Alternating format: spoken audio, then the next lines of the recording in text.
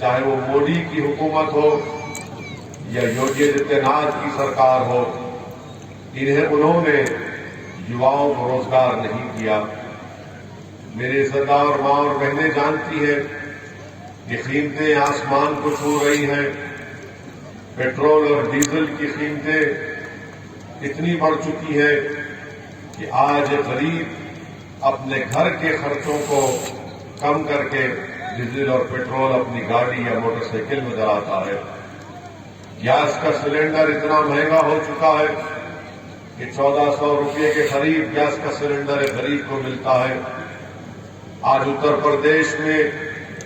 प्रदेश की जनता ने बीजेपी को 300 से ज्यादा विधायक उनके कामयाब करवाए, मगर इस पौने 5 साल के अरसे में बीजेपी ने सबसे बड़ा धोखा किया। उत्तर प्रदेश के नौजवानों से 70 लाख नौकरियों का वादा किया और वो झूठा साबित हुआ। शिक्षा के नाम पर मैं चैलेंज कर रहा हूं कि मुख्यमंत्री बता दे कि उन्होंने इस विधानसभा में कितने स्कूल कायम किए, कितने कॉलेज कायम किए, कितने डिग्री कॉलेज कायम किए, तो नहीं बता पाएंगे। आज उत्तर प्रदेश में 4% से ज्यादा बेरोजगारी हो चुकी है। मेरे अजीज दोस्तों और बुजुर्गों, आज उत्तर प्रदेश में 50% जिन नौजवान बच्चे और बच्चियों के पास टेक्निकल एजुकेशन की डिग्री है, बुजुर्गों, एक गरीब मां अपने भूखे बेटी को अगर खिलाने के लिए, उसकी भूख को मिटाने के लिए बिस्किट का पैकेट खरीदती है तो उन पैसों से जीएसटी मिलता है। तो देश के प्रधानमंत्री ये कह रहे कि पूरा खजाना मेरा है देश का। आप देश के प्रधानमंत्री हैं, बादशाह नहीं है, मगर देश के प्रधानमंत्री इस तरह का जुमला अदा करके ये मोदी का नमक खाने का जो बात कही है, वो हम तमाम की तौहीन किया। उन्होंने हमको नीचा दिखाया, उन्होंने किस तरह की बात करके। देश का प्रधानमंत्री इस तरह की बात नहीं करना था, मगर वो जानते हैं कि उनकी मानसिकता ये है, उनकी सोच ये है कि मैं बड़ा हूं और सब मेरे से नीचे है। मेरे अजीज दोस्तों और बुजुर्गों, आपके सामने एक विकल्प है। बाबू सिंह कुशवाहा और ओवैसी मिल गए हैं, हमने अपने दिलों को मिला दिया है और हमारी कोशिश ये की है कि हिस्सेदारी की लड़ाई में आपको अपना हिस्सा मिले। समाजवादी पार्टी के बारे में इतना ही कह सकता हूं कि जब समाजवादी पार्टी के मुखिया से, अध्यक्ष से एक मीडिया के चैनल ने पूछा कि बताइए अखिलेश, कर्नाटक में जो हिजाब और निकाब का मसला चल रहा है, इस पर आप क्या बोलेंगे? तो अखिलेश ने कहा सुनाई नहीं दे रहा मुझे। जब उनसे पूछा गया मुस्लिम वोट के बारे में बताइए बहरेज के, तो कहा जा रहे मेरे भाई, जो राय नहीं रख सकता, जो अपनी बात को कह नहीं सकता आपके बारे में, और फिर इनके चमचे इस विधानसभा में आपके इलाकों में आकर कहेंगे कौम कौम कौम कौम। ये कौन सी कौम से मोहब्बत है कि तुम्हारा अध्यक्ष हिजाब और निकाब पर जबान नहीं खोल सकता? क्यों नहीं खोल सकता? डरते हैं कि अगर बोलेंगे तो वहां का वोट नहीं मिलेगा, फिर यहां का वोट कैसे मिलेगा? अरे ये तो अपना कैदी है, इसको डराओ बीजेपी से, डर के वोट दे देगा। आखिर हमारी गाड़ी पर ही क्यों चलाई गई? गोली चलाने वाले ने पुलिस को कहा कि वो इसी को 3 महीने से उसका पीछा कर रहे थे। हम इसी तरह जनसभा में थे, मगर जनता की भीड़ की उस पर गोली नहीं चला सके, तो हमने टोल गेट के पास इंतजार किया कि करीब से उसको गोली चलाकर उसको खत्म कर देंगे। आखिर हम पर ही गोलियां क्यों चलाई गई? कभी सोचो आप, हमारी जिंदगी की अहमियत नहीं है, हम पर आप सब आए जाएंगे एक दिन, जमीन की रजा बनेंगे, हमारी हड्डियां गल जाएंगी जमीन में, मगर याद रखिए जिंदगी में आप क्या करके जाते हैं वो पूछा जाएगा। दौलत कितनी कमाई नहीं पूछा जाएगा, शोहरत कितनी कमाई नहीं पूछा जाएगा, ये पूछा जाएगा कि तूने दौलत और शोहरत कमाई, तूने गरीबों का, मजलूमों का उसका कैसा इस्तेमाल किया। मेरे अजीज दोस्तों और बुजुर्गों, मौत तो जिंदगी की सबसे बड़ी हकीकत है। सबको जाना है दुनिया से, जो आएगा वो जाएगा, कोई नहीं रहेगा यहां पर। हम भी जाएंगे, मगर जब तक रब्बे करीम हमको जिंदा रखेगा, इंशाअल्लाह ताला हम हमेशा आपके लिए, गरीबों के लिए, मजलूमों के लिए लड़ते आए, लड़ते रहेंगे। अगर मौत लिखी है तो बहुत अच्छा है, बहुत अच्छा है। अगर मौत लिखी है तो करो, इसी तुम तकरीर करो। अगर इतनी बड़ी तादाद में सरों का समंदर होगा तो हम उससे कहते कि भाई तू क्यों मजाक कर रहा हमको, मगर एक जज्बा है, एक तकलीफ। मेरे अजीज दोस्तों और बुजुर्गों, आपसे सिर्फ यही गुजारिश करने आए हैं, एक अच्छा फैसला लीजिए, यकीनन हराइए बीजेपी को। हम भी, ये हमारी ख्वाहिश है कि दोबारा योगी उत्तर प्रदेश के मुख्यमंत्री ना बने, दोबारा 24 में मोदी इस देश के प्रधानमंत्री ना बने। मगर याद रखिए, बीजेपी को हराना सिर्फ ओवैसी की जिम्मेदारी नहीं है, बीजेपी को हराने की जिम्मेदारी राहुल की भी है, अखिलेश की भी है और बहन मायावती की भी है। मगर हमारा मामला क्या है? हमारा मामला क्या है? नहीं, जिंदगी मौत का मामला आ गया। चुनाव आ गया तो जिंदगी मौत का मामला आ गया। और जब चुनाव हो जाता, रोज आप मरते हैं, एनकाउंटर होता है, जेल में जाते हैं, पुलिस के जुल्म का शिकार होता है। बताओ फिर कहां है, क्या जिंदगी गुजारेंगे हम? मेरे भाई, एक अच्छा फैसला लीजिए। मैं पैदा नहीं हुआ, मैं किसी आला जात के खानदान में नहीं पैदा हुआ। मेरे बुजुर्गों ने मेहनत की, जुस्तजू की, खूब मेहनत की। हमारे बुजुर्गों को जेल में डाल दिया गया 11 महीने तक। हमारे घर के पानी को बंद कर दिया गया था आज से 65 साल पहले। हमारे घर के बैंक अकाउंट्स को बंद कर दिया गया था। तो खाक और खून के दरियाओं से गुजरकर असदुद्दीन ओवैसी यहां तक आया। नहीं दी, ना बीजेपी ने इनकी कोई मदद की। जब कोविड की महामारी हुई तो उत्तर प्रदेश की जनता ने और देश की जनता ने अपनी आंखों से देखा कि कैसे पानी पर गरीबों की लाशें बह रही थी। वो लाश किसी के मां की थी, किसी के पिता की थी, किसी के पत्नी की थी, किसी के बेटे की थी।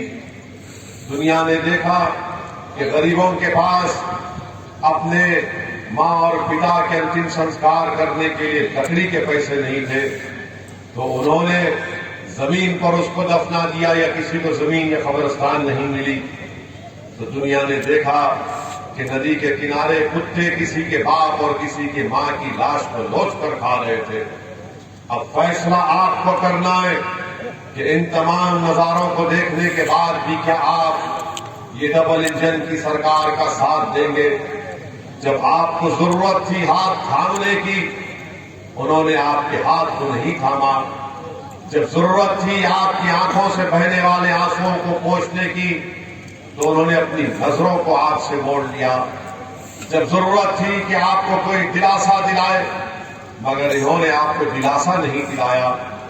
मेरे अजीज दोस्तों, मेरे अजीज बुजुर्गों और मेरे गयूर नौजवान साथियों, ये चुनाव कि लोकतंत्र को मजबूत किया जाए और आवाम अपनी पसंद और नापसंद का इजहार करे।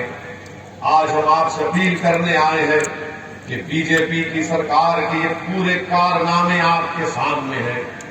जब मुख्यमंत्री से सवाल किया जाता है इन बातों का, तो मुख्यमंत्री की जबान से निकलता है 80 और 20% की बात करते हैं। स्कूल आपने बनाए शिक्षा के लिए, तो मुख्यमंत्री कहते हैं कि मई जून में मैं बर्फ डालूंगा। जब मुख्यमंत्री से पूछा जाता है कि अंतिम संस्कार करने के लिए गरीबों को लकड़ी नहीं मिली, न दफनाने के लिए जमीन नहीं मिली, तो मुख्यमंत्री कहते हैं कि हमने शमशानों में लाइट लगा दी। आप बताइए कैसा मुख्यमंत्री है ये, कि क्या क्या कह देता है कि अप्रैल मई जून में बर्फ डालेंगे, और देश के प्रधानमंत्री उनको मजबूरन इस बात को कहना पड़ा। इसी जिले में आए थे प्रधानमंत्री, आकर कहना पड़ा कि आवारा पशुओं के लिए 10 मार्च के बाद कुछ फैसला किया जाए। प्रधानमंत्री को नहीं मालूम कि 2017 के बाद उत्तर प्रदेश में आवारा पशु बढ़ गए, किसान को 2 रोजगार मिल गए। एक तो दिन में खेती करो और रात में जाकर अपनी खेत की रखवाली करो। आज प्रधानमंत्री कह रहे कि मैं आपको आश्वासन दे रहा हूं कि 10 तारीख के बाद मैं कुछ करूंगा। ये कुछ करूंगा का मतलब ये है कि जब 2014 में मैं कहा था कि हर साल 2 करोड़ नौकरी मिलेगी, कुछ नहीं हुआ। कुछ करूंगा का मतलब ये है कि हर एक के अकाउंट में 15 लाख डाल दूंगा, 15 पैसे नहीं आए, वही करूंगा है। देश के प्रधानमंत्री इस तरह की जुमलेबाजी कर चले जाते हैं। मैं हमारे ओबीसी समाज के नौजवानों से अपील कर रहा हूं कि आपको हिंदुत्व के नाम पर बीजेपी ने आपसे वोट लिया, सत्ता जब मिल गई तो बाबा को राज पर बिठा दिया। अब ये ओबीसी समाज के लोगों को सोचना चाहिए। कभी ठोक दो की पॉलिसी, कभी बुलडोजर की पॉलिसी। मेरे अजीज दोस्तों और बुजुर्गों, कोई तो उठे ना आपके दरमियान से, मेरी कोई अहमियत नहीं है, मैं चला जाऊंगा। कोई तो उठे जो तुम्हारी बात करे, कोई तो उठे जो जुल्म के खिलाफ आवाज उठाए। याद रखिए, आपके पास 2 लोग हैं, एक यजीद है, एक फिरौन है। एक यजीद है, एक फिरौन है। आप किसको वोट करेंगे? आप समझ चुके हैं ना? एक यजीद है, एक फिरौन है। आप यजीद को हटाएंगे तो फिरौन आ जाएगा। फिर आप 5 साल के बाद बोलेंगे नहीं, फिरौन को हटा दूंगा, यजीद को लाऊंगा। यही तो तमाशा हो रहा है। हम आपसे क्या कह रहे हैं? अगर यजीद और फिरौन है तो तुम हुसैनियत का परचम उठा लो, सच्चाई का, मसावात का, हिस्सेदारी का परचम उठा लो। यही पैगाम आपको देने आए हैं। अगर घर के सामने नागनाथ और सांपनाथ खड़े हैं तो किसको बुलाएंगे आप? नागनाथ सांपनाथ को अगर भगाना है तो मदारी को बुलाइए, वो आपके सामने खड़ा है। मुतमईन होकर पूरे जमात के साथ हुआ या नहीं हुआ। मेरे अजीज दोस्तों और बुजुर्गों, देश के प्रधानमंत्री इतना अहंकार में डूबे हुए हैं, गुरूर और तकब्बुर का शिकार हो चुके कि देश के प्रधानमंत्री अपने आप को देश का प्रधानमंत्री नहीं, देश का चौकीदार नहीं, बल्कि देश के प्रधानमंत्री ये समझ रहे हैं कि मैं दिल्ली का बादशाह सलामत बन चुका हूं। इसीलिए देश के प्रधानमंत्री नरेंद्र मोदी की जबान से ये जुमला निकला कि उत्तर प्रदेश की जनता मुझसे कह रही है, प्रधानमंत्री कह रहे हैं कि उनसे कह रही है कि हमने मोदी का नमक खाया, उसको इसलिए वोट देंगे। आप बताइए, ये कोई बात है? हम सब आपकी वोट की वजह से, आपके आशीर्वाद की वजह से, आप जब धूप में, चिलचिलाती धूप में खड़े होकर वोट डालते हैं तो हम जीत कर जाते हैं। आप हम पर एहसान करते हैं ताकि हम आपके एहसान का बदला एहसान से करें। मगर देश के प्रधानमंत्री ये समझ रहे हैं कि मैं भारत का बादशाह बन चुका हूं, लोग मेरा नमक खा रहे हैं। नमस्कार, मैं हूं मानक गुप्ता। अगर आपको हमारा ये वीडियो पसंद आया हो तो इसे लाइक और शेयर जरूर करें, और हां, हमें सब्सक्राइब और फॉलो करना ना भूलें ताकि आप देश और दुनिया की कोई खबर मिस ना करें। तो जुड़े रहिए हमारे साथ और देखते रहिए न्यूज़ 24।